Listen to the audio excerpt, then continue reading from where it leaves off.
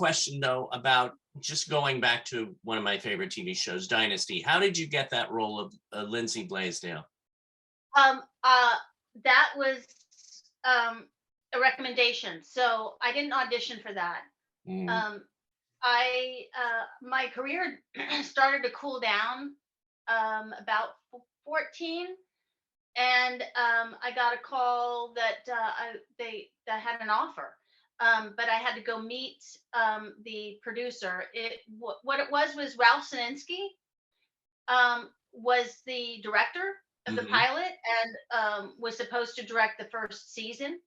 Yeah. And he was famous for he did a whole ton of the Waltons, and I mean he's been around forever. And he hired me on Heidi. He was the director for Heidi, and he was also the director for the How the West Was Won that I did.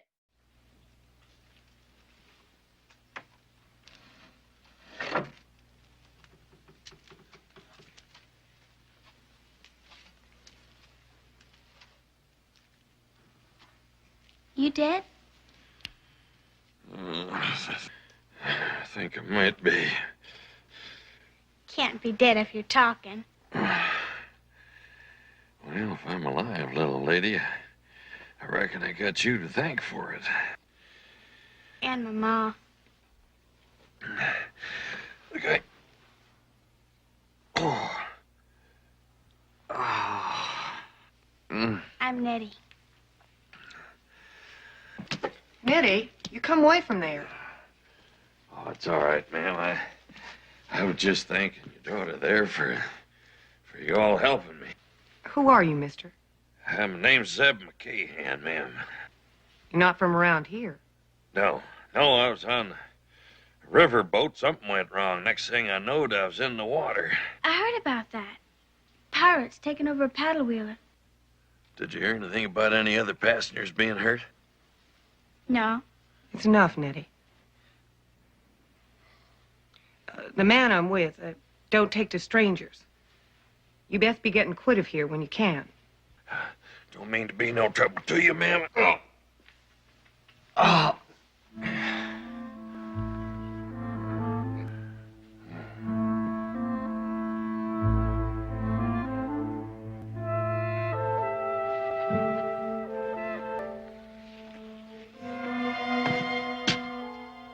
Who's he?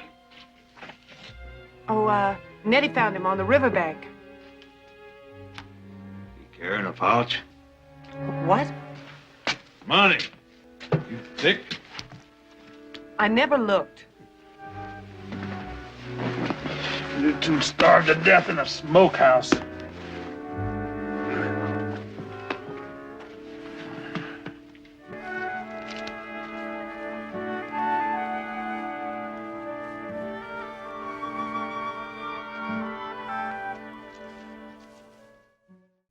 So I didn't audition for the How the West Was Won either. They just called for my availability, and I was there, and I was available, and I did that.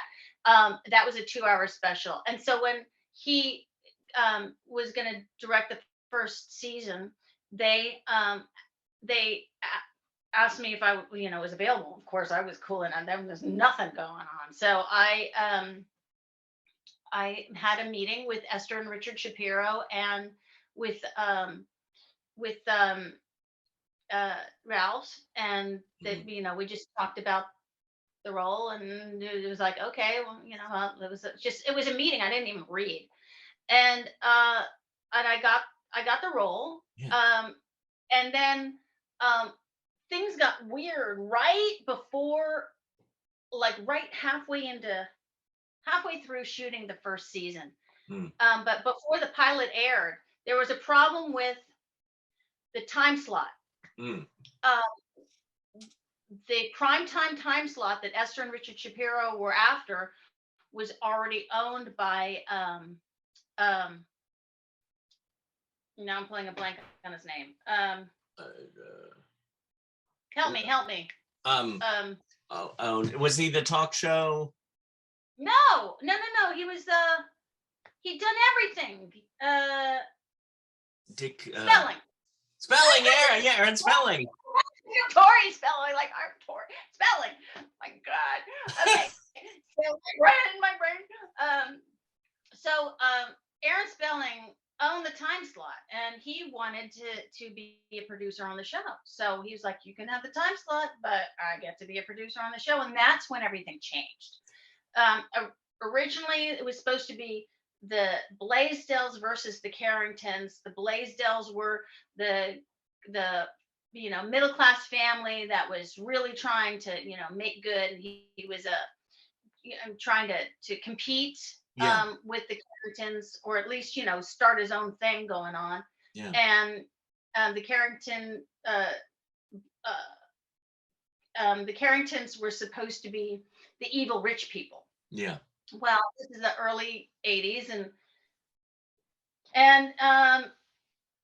the Spellings had Spelling Productions had a different idea of where they wanted the show to go, and And wasn't Dallas on at that time? Dallas was on at that, so it was supposed to compete with Dallas. Yeah. Okay. It was ABC. Yeah. And we were competing with Dallas, which is either NBC or CBS. I can't remember now, but it was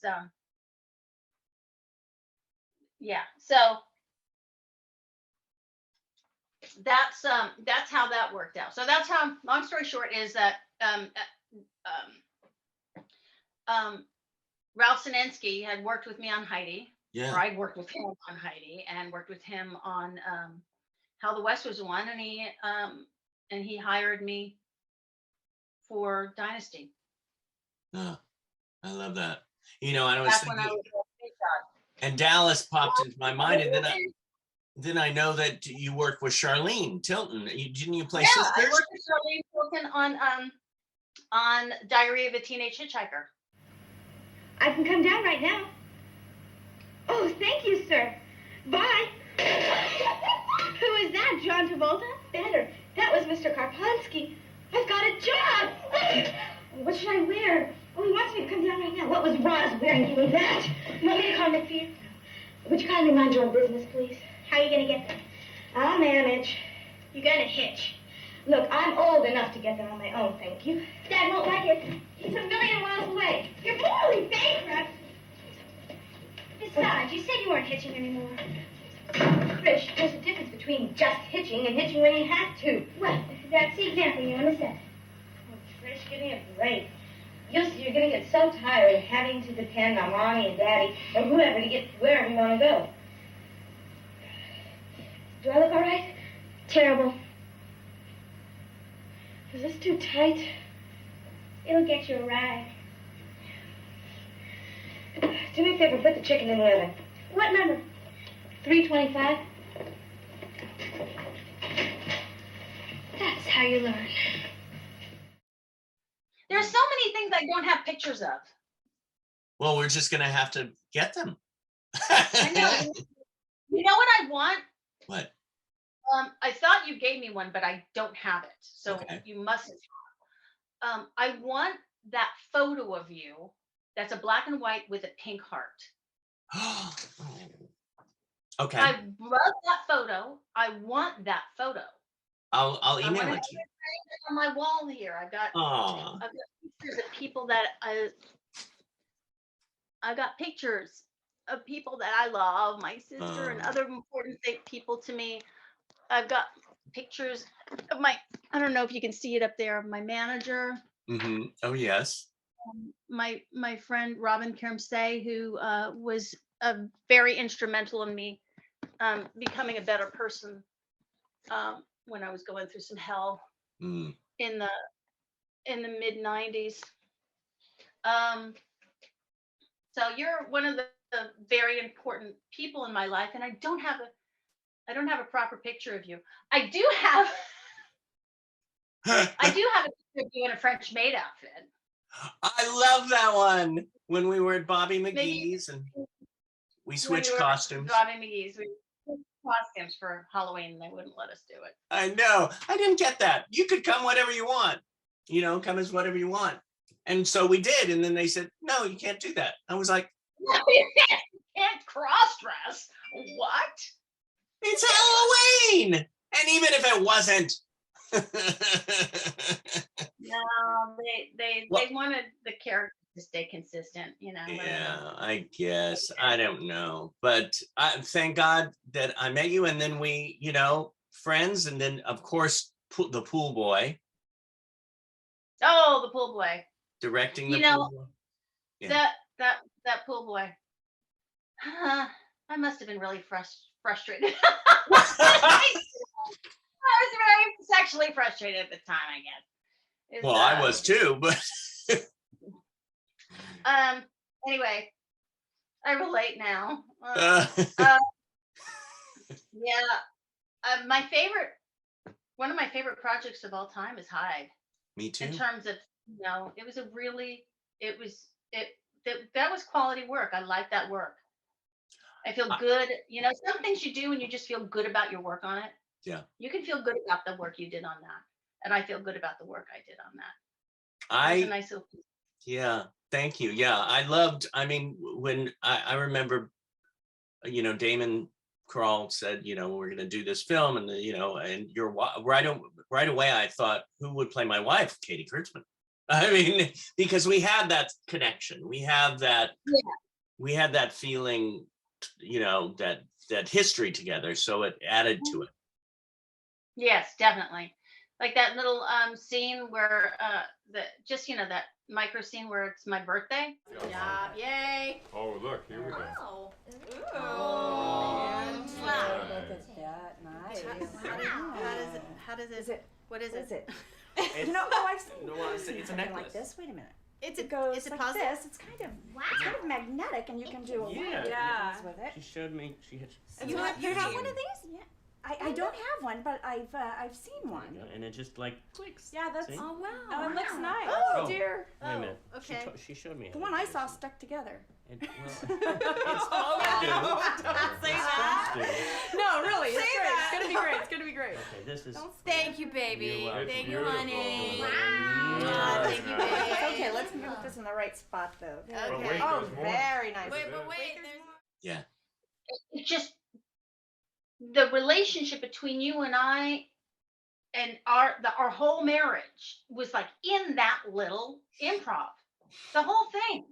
Yeah. It worked really, really well. Yeah. The inside jokes that I have with my family against you that you can't see, the whole dynamic of that little teeny scene, and then how I could just reach up and be like, oh, sweetie, while I'm like on the side, it's like, no wonder this guy is doing, this is not a happy relationship, clearly.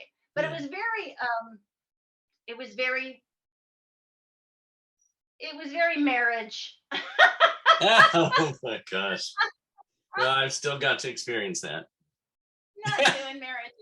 Not doing marriage. Love and marriage. Love and marriage. That Well, was the theme song for my old boyfriend. right. Keep talking. My old boyfriend, Yeah. Michael Cooney, Uh, who was my first real love. Yeah. His father was Ray Cooney, who was a big deal on the West End of London. He did a lot of British farce, and the theme music for every one of his plays was Love and Marriage when they would come in. He Really? did Run Your Wife and Move Over Mrs. Markham and Wife Begins at 40 and lots of titles with wife in the, lots of plays with wife in the title, British farcy stuff, but brilliant, really brilliant stuff. But anyway, every time I would hear Married with Children, I would think of Ray Cooney. Anyway, I've had an amazing life. You do. And my If- life is amazing. yeah. It's If just- if there was a role now that you would love to play, what would it be?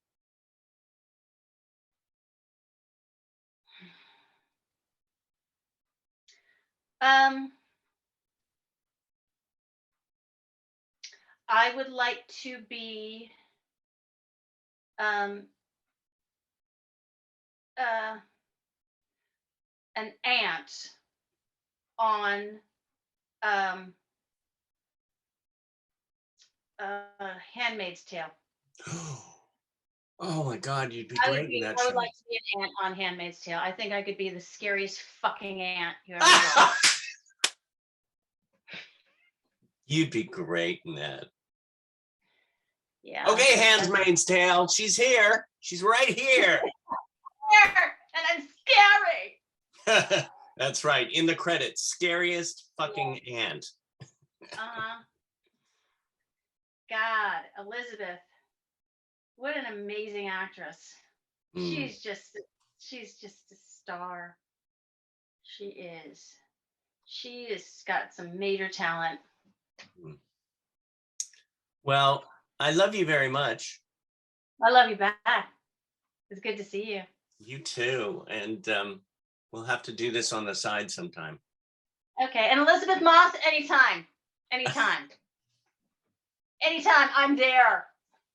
And thank you again for all the times that you came to teach at Meet the Biz and Performing Arts. Oh, I miss your babies. I miss all of that. Oh, you know. I miss teaching. Thank you. Oh, it's the fam. It's the fam. All right, hun. Thank you. Love you. Love you. Love you more. Mwah.